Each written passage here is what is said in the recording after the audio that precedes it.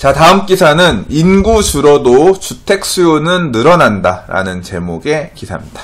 이게 보니까 어제 주택산업연구원은 오늘이구나. 17일 서민 주거 안정을 위한 효율적인 주택공급 방안을 주제로 세미나를 개최했는데, 이 자리에서 발표자로 나선 김진유 경기대 교수는 인구가 감소해도 가구 수는 증가해 신규 주택 수요가 꾸준히 늘어난다 라는 연구 결과를 발표했다 그래요. 그래서 우리나라 인구는 2032년 5296만 명을 정점으로 점차 줄어들 것으로 내다봤는데, 가구 수는 2043년까지 2234만 가구로 지속적인 증가세를 보일 것으로 추정했다 그래요.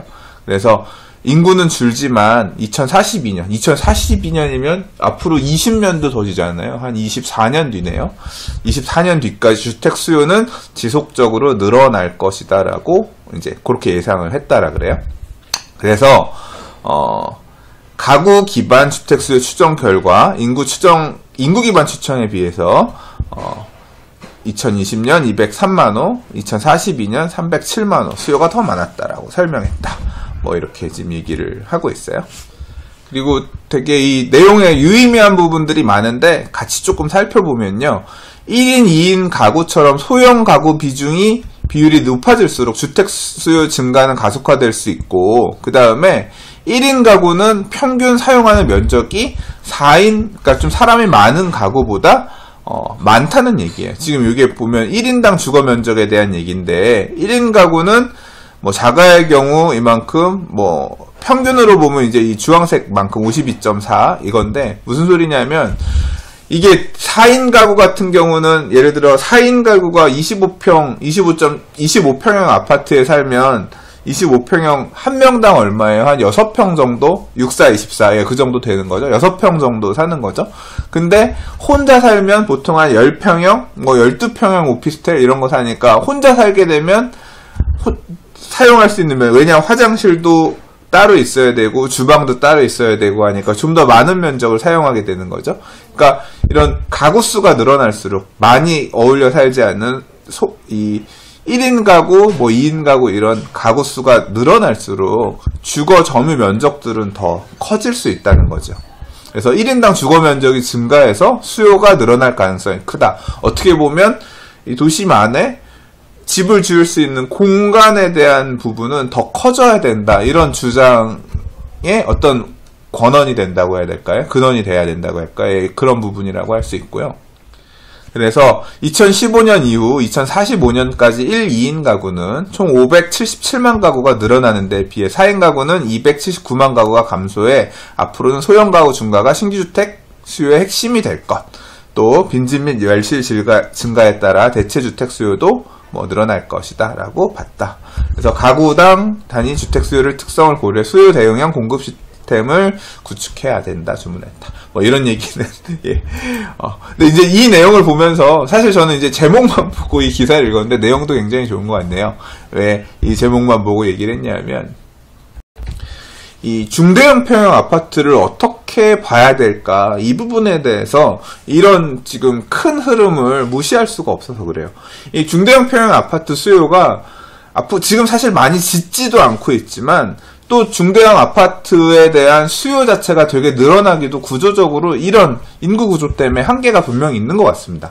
얼마 전에 이제 제가 박원갑 선생님의 강의를 어떻게 우연히 들을 기회가 있어서 들었는데, 이제 그분 강의 내용 중에 보면, 되게 전 재밌었어요. 어떤 부분이 재밌었냐면, 이제 사람을 기반으로 얘기를 하셨는데, 지금 부동산 시장에, 이제 부동산을 살려고 하는 어떤 수요층들은 옛날처럼 땅을 짚고 살고 이런 세대가 아니라, 그러니까 땅이라든가 자연 이런 거에 익숙한, 말 그대로 흙바닥 이런 거에 익숙한 세대가 아니라, 아파트, 콘크리트 건물에서 태어나서 내에 살다가 그게 익숙한 세대들이 앞으로 이제 결국 그런 사람들이 어떤 부동산의 수요층이 되고 점차 가고 있다는 거죠. 이런 사람들이 노년이 된다 그래서 귀농하고 귀촌하고 이런 거에 대해서 환상이 없고, 결국 이런 사람들은 계속 도시에 살아야 되고 이 안에서 움직여야 되기 때문에 수요 자체가 결국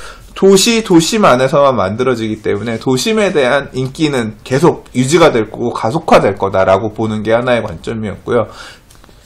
단기적으로는 어떤 얘기를 했냐면 이게 다주택에 대한 부담을 자꾸 정부가 주려고 하기 때문에 다주택 하지 말아라 이런 포지션이기 때문에 사람들이 다주택을 안 하려고 하고 집을 여러 개 안 가지려고 점차 갈 거라는 얘기죠. 어쨌거나 뭐 단기적으로 3년이든 5년이든 아니면 뭐 이번 정부가 다시 더 간다고 하면 10년이든 그럴 거기 때문에 소형에 대한 기대보다는 오히려 중형 아파트, 중형에 대한 니즈들이 더 클 거라서 여기서 말하는 중형이라고 하는 건 40평형대까지는 약간 그렇고 뭐 30평형대, 35평형이나 또 약간 커진다고 하면 38, 9평형 정도 뭐 그 정도 얘기겠죠. 그래서 역세권의 30평형대 아파트들에 대한 수요가 좀 늘어날 거다. 여기까지 얘기를 했어요. 그런데 이제 40평형대까지는 얘기를 하지 않거든요. 말 그대로 중대형. 방 4개 있고 큰 집에 대해서는 그렇게 얘기하시지는 않았거든요. 근데 저도 이제 이런 내용을 보니까 같이 맞물려서 생각해보면 그래요. 이게 결국 제 주변에 친구들 보면 결혼 안 한 친구들 많이 있고 돈은 잘 벌어요. 대기업 다니고 했으니까. 그리고 자산도 있고 그렇긴 한데 이제 결국 집을 20평형대 아파트만 해도 뭐 적당히 살만하죠. 근데 20평형대 아파트 방 3개, 거실, 주방 이렇게까지 방 3개가 있을 필요는 없거든요. 혼자 사는 사람들 같은 경우는. 그러면 20평형대까지는 아니더라도 방 개수가 좀 줄더라도 공간이 약간 넉넉한 뭐 그런 1인 가구 중에서도 어느 정도 자산이 좀 있고 소득 수준이 되는 사람을 위한 맞춤형 주택에 대한 니즈도 되게 있을 것 같고 반대로 또 이 중대형 평형 아파트 같은 경우는 굉장히 수요가 제한적일 수밖에 없을 거라는 생각이 들어요. 이런 내용을 보더라도. 아까 지금 도심 얘기했지만 도심 안에서 아무래도 출퇴근이 가깝고 뭐 이렇게 해야 되는 지역들 같은 경우는 말 그대로 계속 경제생활을 해야 되는 거니까 이런 말 그대로 룸 하나 따로 있고 방 하나에 거실 하나 또 뭐 방 2개에 거실 하나 정도 되는 이런 주택 수요는 사라지지가 않을 것 같고요. 한편으로는 중대형 아파트 공급은 굉장히 제한적으로 말 그대로 우리가 옛날에 뭐 성북동의 단독주택 부촌, 뭐 평창동 뭐 이런 개념처럼 부자들은 좀 모여 살려는 속성도 있고 직군이나 업종에 따라서 이렇게 지금도 주거 지역들이 어느 지역에는 뭐 법조인들 많이 살고 어느 지역에는 의사들 많이 살고 하는 것처럼 그런 중대형 평형이 소비되는 지역들이 되게 차별화될 것 같거든요. 뭐 그게 결과적으로 보면 그게 뭐 강남이고 또 강남 주변에 있는 일부 지역에 이겠습니다만은 그래서 이 중대형 평형 아파트를 내가 매수해야겠다라거나 할 때도 되게 지역을 되게 더 오히려 신중해야 되는 부분이 이런 이유 때문에 그런 것 같고요. 앞서 박원갑 선생님의 얘기를 접목해서 얘기를 하자고 하면 결국 저는 사실 그 부분에 대해서 되게 공감을 받았거든요. 이 서울을 떠나서 도시를 떠나서 저 스스로도 살 수가 없는 거예요. 뭐 저희 부모님 같은 경우는 귀촌 하셔서 시골에 지금 살고 계신데 그런 삶을 그냥 살 수도 있겠다라고 생각하지만 너무 심심하고 그러니까 경험해보지 못한 삶이기 때문에 당장 모르는 동네를 이사를 가는 것도 되게 부담스러운데 그런 건 되게 어려울 것 같고 당장 제 주변에 있는 사람들이나 저랑 같이 이 사회생활에 어떤 사람들도 결국은 이 도시 안에서 이렇게 면적을 줄이더라도 살아갈 수밖에 없는 상황일 거기 때문에 도시의 소형 평형 그 중에 이제 역에 가까운 역세권의 소형 평형이라고 하는 게 시기적으로 이렇게 다주택을 강제하거나 뭐 이런 거에 따라서는 뭐 중형이 조금 인기를 끌었다. 다시 뭐 소형으로 분위기가 왔다. 이렇게 왔다 갔다 할 수 있기는 하겠지만 중대형보다는 역시나 이 작은 평형에 대한 가치는 꾸준히 유지가 되겠다. 결국 부동산의 어떤 투자 가치나 미래 가치가 입지에서 오는 거라고 하면 이런 지역을 놓치지 말고 있어야겠다. 그런 생각이 계속 들었습니다. 그리고 중대형 평형 아파트 같은 경우는 수요 자체가 지역에 따라서 입지에 따라서 굉장히 차별화될 수 있기 때문에 중대형 평형 수요가 있는 지역, 사람들이 좀 수요가 있을 만한 지역이냐를 꼭 생각해보고 판단해서 구입을 하거나 결정을 해야겠다. 이런 생각이 들었고 한편 더불어서 고민해야 될 게 같은 중대형 평형이라고 하더라도 필요에 따라서 세대 구분형 아파트라고 혹시 들어보신 적 있으신가요?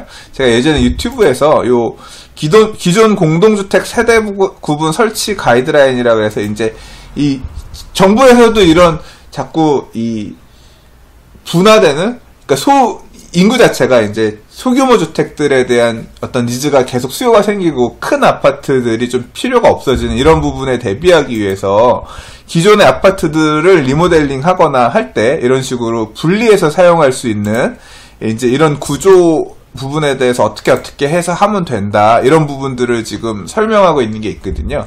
이런 게 가능한 중대형 평형을 구입해야겠다, 또는 그런 쪽으로 해서 또 이런 걸 사서 세대를 분리해서 사용을 하거나 하는 방식으로 조금 적극적으로 같이 고려해야겠다, 이런 부분이 들었습니다. 이 영상은 제가 요 뉴스 끝에다가 딱 끝나면 이제 링크 나오는 거 찍어 보실 수 있도록 설명해 드릴 테니까요. 요 내용 아직 안 보신 분들 계시면 한번 같이 보시면 도움이 되실 겁니다. 자, 오늘 준비한 뉴스는 여기까지입니다. 뉴스 보시고 도움이 되셨다면 좋아요도 조금 눌러주시고요. 그리고 아직 구독하기 안 누르셨으면 구독하기도 좀 눌러주시면 저한테 큰 도움이 될 것 같습니다. 예, 내일 또 다른 뉴스와 이슈를 가지고 인사드리겠습니다. 감사합니다. 부동산이었습니다.